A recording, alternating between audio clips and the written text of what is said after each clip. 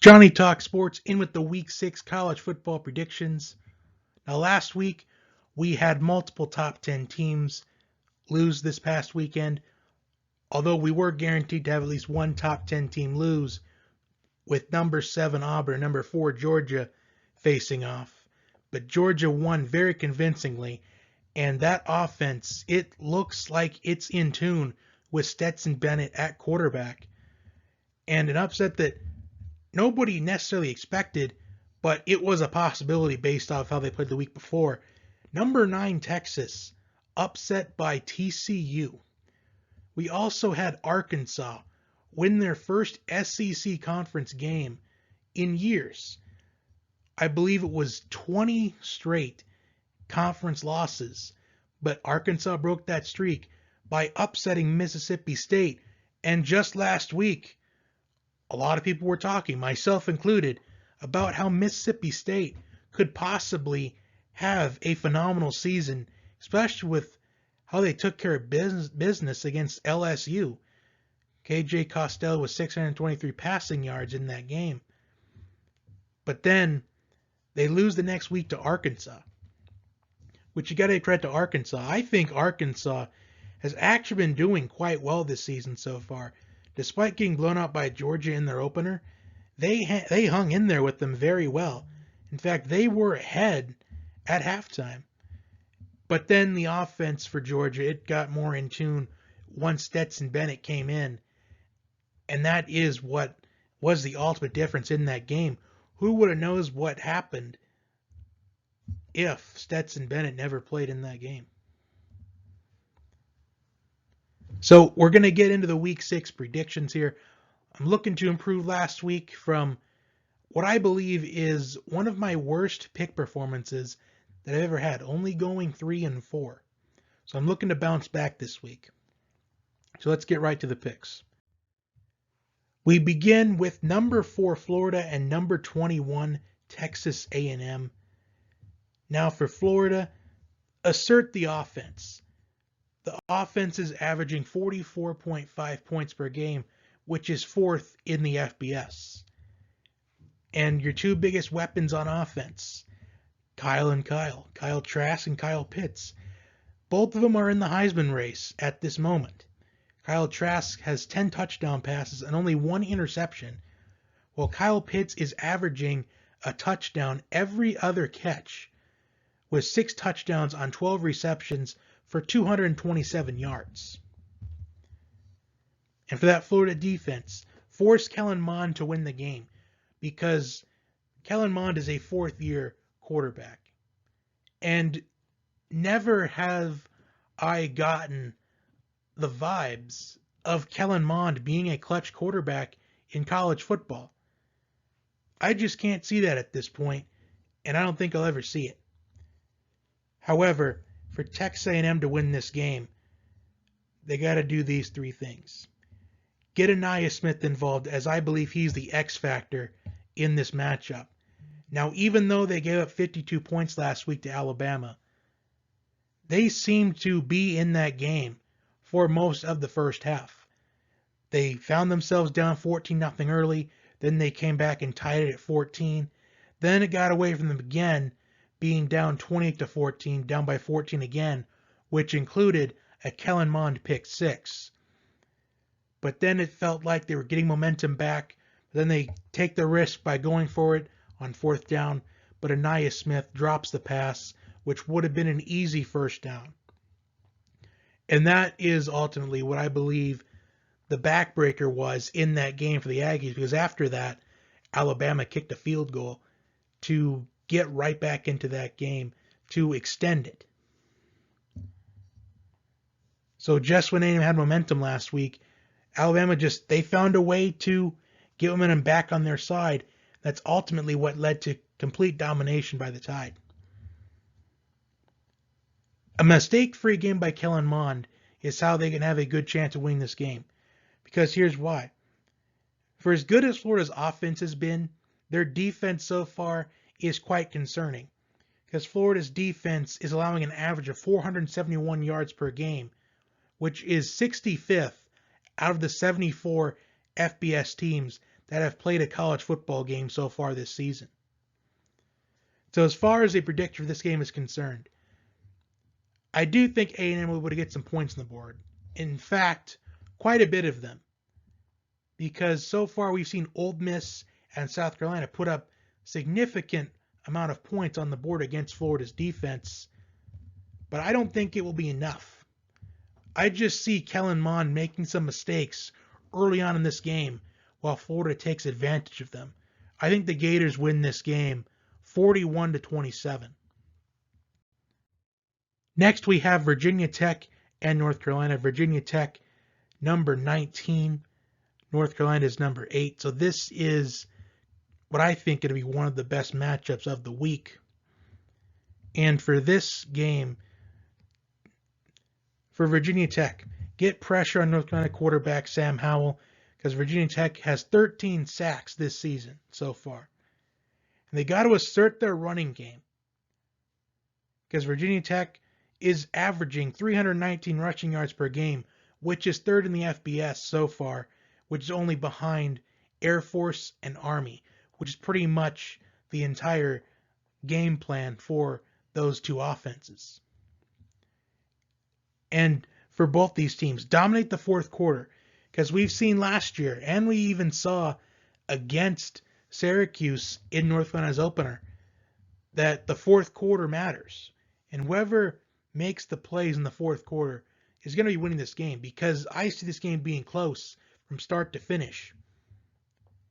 For North Carolina, stop the Virginia Tech running game, because the Tar Heels, they have the best rush defense in college football so far this season. And give Sam Howell time to throw and find the big playmakers. Find those receivers. As Sam Howell, he did well in his freshman season. His sophomore season, it could use a little bit of improvement, although that North Carolina offense, based off of what I've seen so far against Syracuse and Boston College, it still does need some work. And I'm going to pick Virginia Tech to pull off the upset here. Even though ESPN, at least when I checked, they have Virginia Tech with a better chance to win this than North Carolina. Even though ESPN, the statistics for ESPN may not find this an upset, this is still an upset. So I'm picking Virginia Tech to pull off the upset. I just think that Virginia Tech is going to assert this running game that they have. That's going to tire out North Carolina's defense the later on the game goes. And I think that running game is going to dominate the fourth quarter. And I think Virginia Tech wins this game. I think it's going to be by at least 10 points. I think Virginia Tech can easily win this by double digits. So I'm going with the Hokies in this one. Next, we have the Red River Showdown between number 22 Texas and unranked Oklahoma. Never did I think I would just say unranked Oklahoma ever. But Oklahoma just hasn't looked good so far on defense whatsoever. Although Spencer Rattler, he has his moments. He's kind of a hot and cold type of quarterback. He can make some plays easily, but then some other times he makes those freshman mistakes. So both of these teams, this is at this point, this is an elimination game for college football playoff hopes. I know Oklahoma's college football playoff hopes are pretty much dashed at this point, but I just think that Texas, they still have a shot despite losing to TCU. I think if Texas can win out and win the Big 12, they'd be in the college football playoff. I think they would have enough of an argument, especially with how competitive that I believe the Big 12 is going to be this year. Because if you think about it, Iowa State, I think that they're still a top 25 team despite losing to Louisiana, who's now 23. And Oklahoma State in the top 10 at this point. So the Big 12's getting pretty competitive this year. Now, for Texas to win this game, put the ball in Sam Ehlinger's hands. The senior quarterback, he has dreamed of playing for Texas. He has dreamed about beating Oklahoma in the Red River Showdown and force the Oklahoma offense into long yardage situations. So Maybe try to give them a false start. Maybe see if you can force a holding penalty. Because if you can force Oklahoma's offense into long yard situations with a freshman quarterback in Spencer Rattler, I think Texas's defense, they could pull out this victory for the Longhorns. For Oklahoma, play all 4 quarters of the game and overtime if that is needed. Because we saw against Kansas State, it looked like the Sooners were going to run away with that game. But they didn't play all 4 quarters of the game. They let Kansas State back into the game. And for Lincoln Riley, you got to show no mercy. Like if you find yourself up by 21 in the third quarter, you've got to keep going. You got to try to get up by 28, 35. You got to make this a blowout because Oklahoma's defense has been historically atrocious. And so far this season, it has shown no different. And no dumb penalties for Oklahoma. Well, for both teams, no dumb penalties. Because penalties have been an issue, especially for Texas this season. Double-digit penalties in both games so far this season against Texas Tech and TCU. But the way I see this game, Texas has struggled on defense so far this season. Well, so has Oklahoma. But I feel like Texas has been worse on defense. At least Oklahoma's defense, it looked somewhat decent last week against Iowa State. I think that Oklahoma's offense will be able to put up enough points on this Texas defense to win this game. So I'm going to pick the Sooners to pull off the upset, even though Oklahoma is, I believe, a 3-point favorite at the time I'm recording this. So next matchup, Coastal Carolina and number 23 Louisiana. And it's 2020, so never did I think I would ever predict a game between Coastal Carolina and number 23 Louisiana. But both these teams are doing phenomenal so far. Coastal Carolina has some signature wins already. They have beaten Kansas, a Big 12 team, even though it's just Kansas still. It's still a Power 5 conference team. And they beat Arkansas State very convincingly, which Arkansas State, as we know, upset Kansas State in the Big 12 opening weekend. While Louisiana, they have also upset a Big 12 team. They upset Iowa in the Big 12 season opener. And the last couple of games, they have gotten lucky. They've won on a game-winning field goal, and they've won in overtime. So when will the Ragin' Cajuns' luck run out? Now, for Coastal Carolina, win the turnover battle. In fact, this is kind of a key for both teams. Win the turnover battle. Because I think this game is going to be determined by who can win the turnover battle. Because both these offenses have looked really good so far this season. And establishing early momentum in this matchup is going to be huge. So which team could maybe take the long drives, maybe kind of ground and pound the rock, take up long drives. Whichever defense gets tired out first will probably lose this game. But while Louisiana has gotten lucky in the last couple of games, I don't think their luck has ran out just yet. I'm going to pick Louisiana to win this game. I think it's going to be a very close one. I think this game will be much closer than what people think, but I will pick the Ragin' Cajuns to win this game. Next, we have an SEC showdown.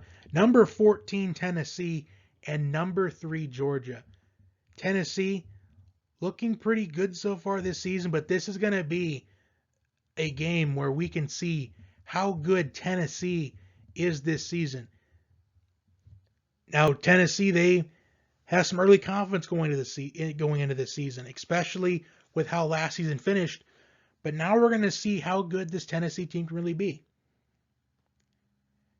So, for Tennessee to win this game, force bad quarterback decisions. Even though Stetson Bennett, he's looked poised under center for the Bulldogs this season. And he just came off a very big game against Auburn, who was number 7 in the country. There is still some moments. I mean, even though you can play good one week, you can still have those freshman moments. You can have them in another game. play mistake-free football for Tennessee if you want to win this game as well, because Georgia's defense, they are a team that if you give them turnovers, they're going to make you pay for them. And establish early momentum to quiet the crowd. Now, in 2020, this seems to be kind of a strange statement to say, but if you just listened to that crowd last week against Auburn, you wouldn't think that it was at that maximum capacity that they allowed. You would have thought that crowd was probably at maybe 60 or 75% capacity based off of how loud Georgia's fans were. And you've got to give the crowd credit on that one, because they really gave Auburn's offense fits. I mean, Bo Nix looked very frustrated throughout the game. Auburn's offense as a whole, I'm willing to bet it was very frustrated. But I'm going to pick the Bulldogs to win this one, because I think they're going to be able to get pressure on Jarrett Garantano, and they're going to be able to give their running back space to move, take some pressure off of Stetson Bennett.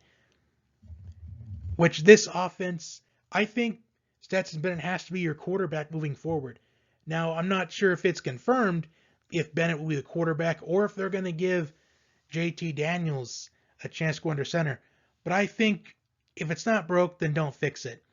It's not broke, so don't fix anything. Go with Stetson Bennett as your QB1 until further notice. But I'm going to go with the Bulldogs here. Although, maybe they're looking ahead to Alabama next week. Could that be a possibility? Maybe we can see Tennessee keep it close. But in all seriousness, I will take the Bulldogs in this matchup.